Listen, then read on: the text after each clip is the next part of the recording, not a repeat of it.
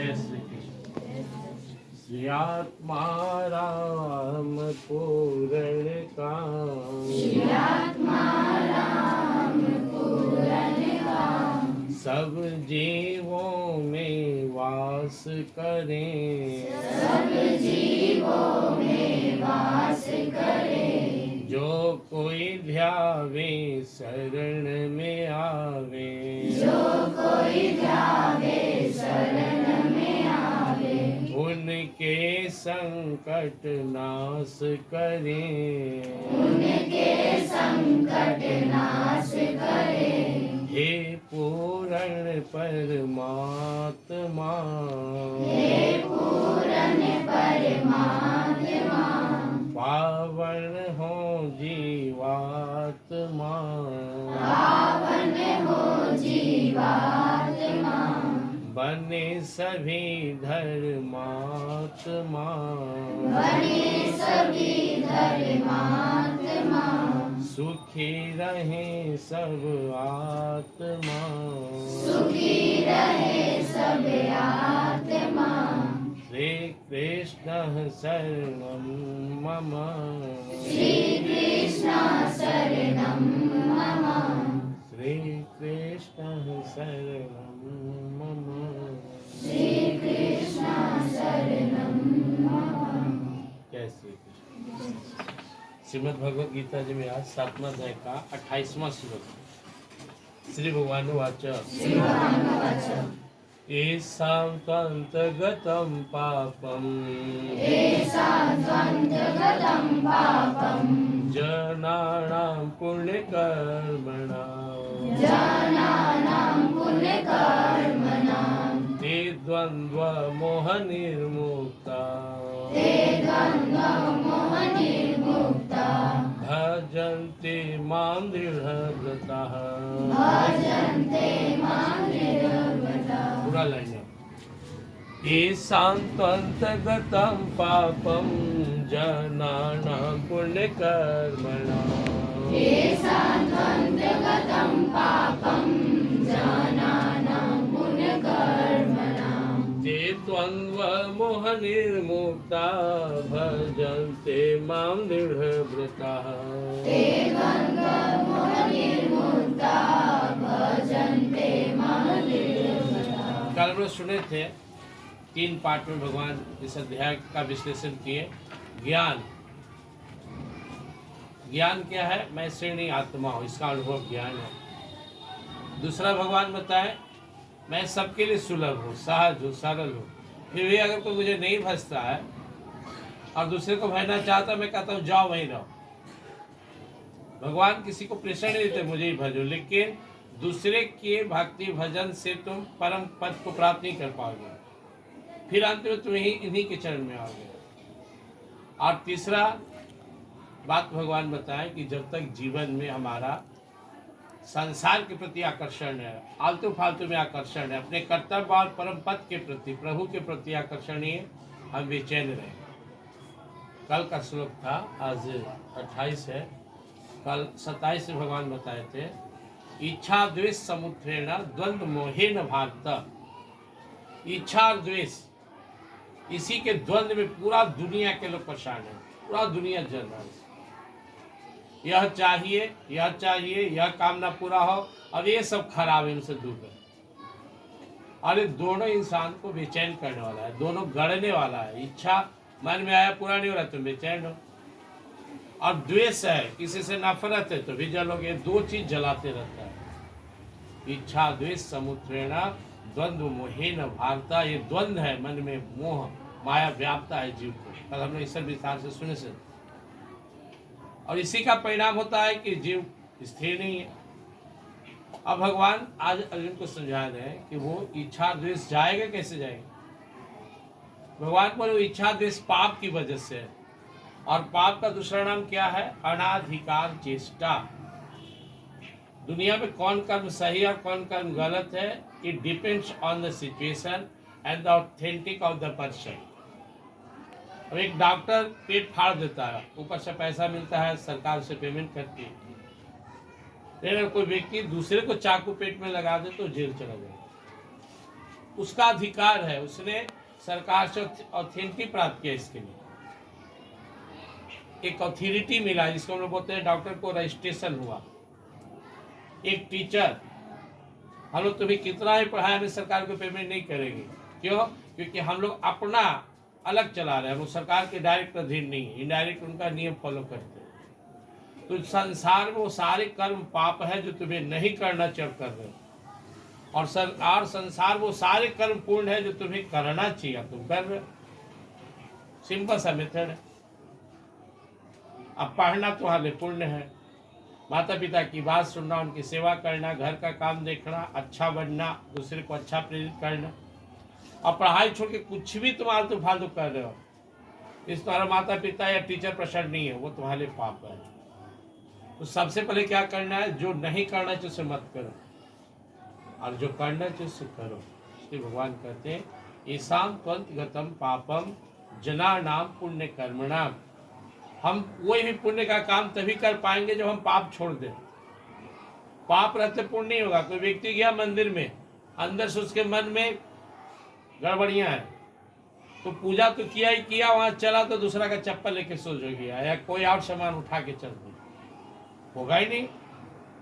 तो मैं बहुत सारा स्टूडेंट सोचता हूँ क्यों नहीं पढ़ पाते, उनसे रूटीन का पालन क्यों नहीं होता है। तुम्हारा इसके दो कारण है, श्रद्धावान लभते ज्ञान, जितनी श्रद्धा होना चाहिए तुम्हें पढ़ाई में ज्ञान में नहीं मिलेगा। और दूसरा, तुम फालतू काम कर रहे हो जो तुम्हें नहीं करना चाहिए। तो भगवान स्पष्ट करते हैं दुनिया के सारे लोग के लिए बहुत बड़ा मैसेज है, कितना ही पूजा कर लो, नवरात्रा कर लो, छठ कर लो, दीपावली मना लो, रामायण पढ़ लो, गीता पढ़ लो, हनुमान चालीसा पढ़ लो, वेद पढ़ लो, कुरान पढ़ लो, मंदिर में जाकर तुम झाल बजा लो, या कुरान पढ़ लो, नमाज पढ़ लो, या चर्च में चले जाओ।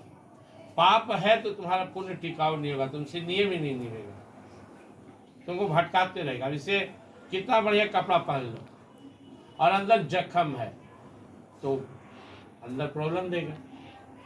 इसलिए भगवान क्या कहते हैं, पहला शब्द बहुत अनमोल है, गीता जी का यह वाक्य, ईशान त्वंत गतम पापम। पाप से जब तुम दूर हो गया तब तुम पुण्य पे चलने का हकदार बनोगे। जिसे कैसे तो लोग ड्रेस पहना स्कूल आया, संसार क्या है, यह भी एक शौचालय जैसा। हम शौचालय में बाथरूम में अपना कपड़ा खोलते हैं, लेकिन बाहर निकलते हैं तो पैंट पर निकलते हैं। दुनिया की सारी गंदगी छोड़कर, सारे आकर्षण छोड़कर जब कोई अपना काम करे, तुम पढ़ना शुरू करो, कोई पूजा करना शुरू करे, कोई खाना बनाना शुरू करे, कोई जो है बॉर्डर पर संभाल ले, तभी सफल होगा। एक बार में सब काम लटपट बन कर रह जाएगा। इसलिए प्रैक्टिस करना है। अब पाप क्या है, तन से पाप होता है, मन से पाप होता है, फालतू सोचना। तन से पाप है मारना पीटना, या टाइम से नहीं उठना, इसको साफ सुथरा नहीं रखना, इस पर ध्यान नहीं देना, जितना इसको बैलेंस फूड चाहिए नहीं देना, या बहुत ज़्यादा खाना, ये सब तन का पाप है। लोग 5 चीज सुने ना, युक्त आहार विहार से चेष्ट से कर्मसु युक्त स्वप्नावबोध से योगो भक्ति दुखहा। आहार और विहार सही हो। आहार जो खाना चाहिए सात्विक भोजन है, सुनने हो आगे भी सुनोगे। सब चीज नहीं खाना चाहिए, जूठा सड़ा गला मांस मछली आलतू फालतू नहीं चीज खाना।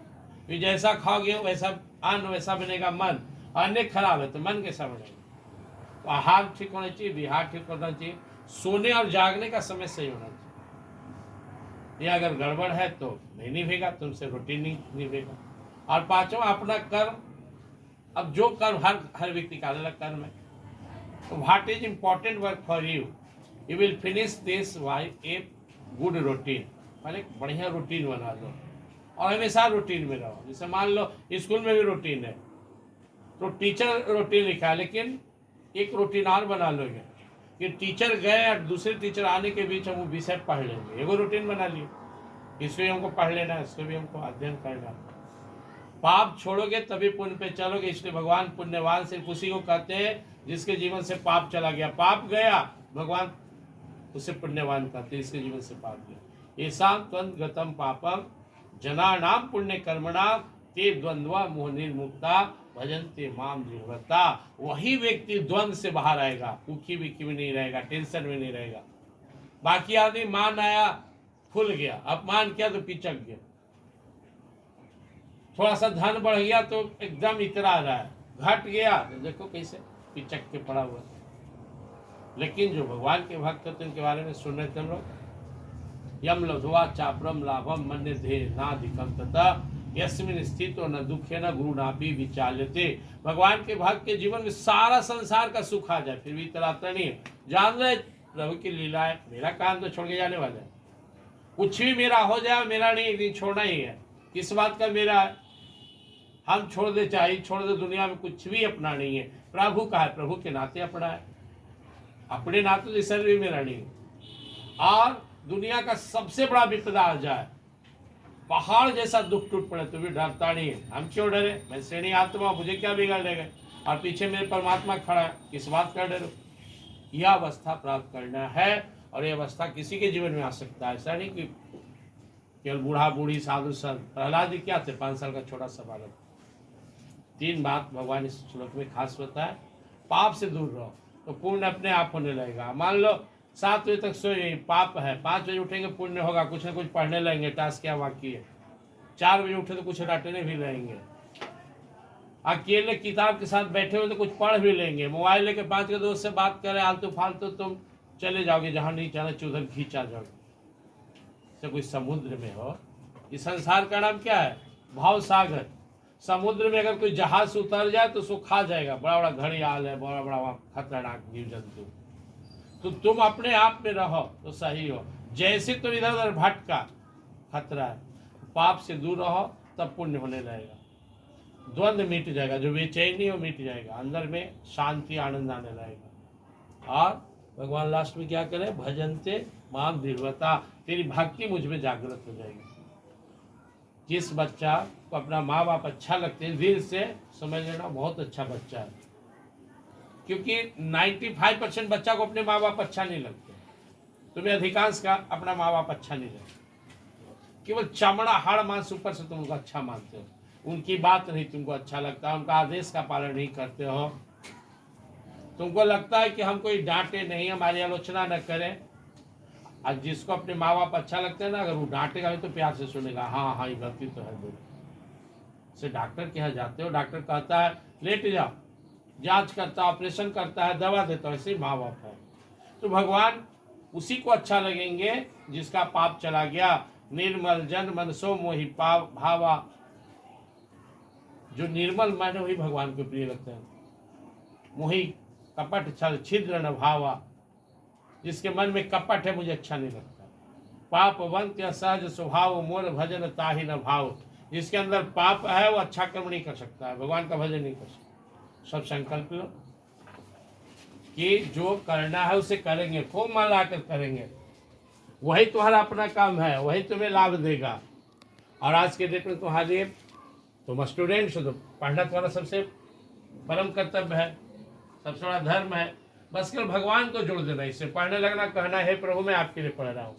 कोई भी कर्म प्रभु के लिए करो, कर से कर्म करो विधिनाना, मन राखो जहाँ कृपा निधाना। मन भगवान को एक बार देख लिया करो। खाना खा रहे हैं प्रभु, आपकी कृपा से जो मिला आपको निवेदित कर रहा हूँ, स्वीकार कीजिए। पढ़ने बैठे भगवान का नाम ले लिए, कि घर से निकले स्कूल के लिए प्रणाम किए, माता पिता को प्रणाम किए, प्रभु को प्रणाम किए, प्रभु से निवेदन किए, प्रभु मैं आपके काम के लिए पढ़ने जा रहा हूँ, आपने मानव तन दिया, स्टूडेंट लाइफ दिया, मैं आपके लिए कर रहा हूँ। बाजार जाओ, घर जाओ, खाओ पियो, नहाओ, पूजा पाठ करो, कुछ दान दक्षिणा दो, या कोई भी काम अपना घरेलू काम हो, सब प्रभु के नाम लेकर करो, सब पूजा बन जाएगा। पाप से दूर रहो, अपने कर्म को मन लगाकर करो, भगवान को समर्पित करके करो, तो एक दिन तुम सारे दुख द्वंद से निर्मुक्त हो जाओगे, विमुक्त हो जाओगे और परमात्मा को प्राप्त हो जाओगे।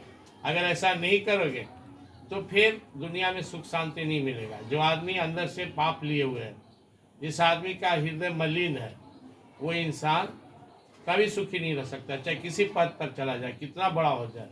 और जिसका हृदय साफ है, जो सच्चा है, ईमानदार है, भगवान का भक्त है, भगवान जिस प्रकार उससे रखे हुए पूर्ण उन पर निर्भर होकर उनकी कृपा पर संतुष्ट है, वो कभी दुखी बेचैन नहीं हो सकता। अभी तुम लोग के पास बहुत अनमोल क्षण है, वो मिलाकर पढ़ो और जीवन में आगे बढ़ो। जय श्री कृष्ण।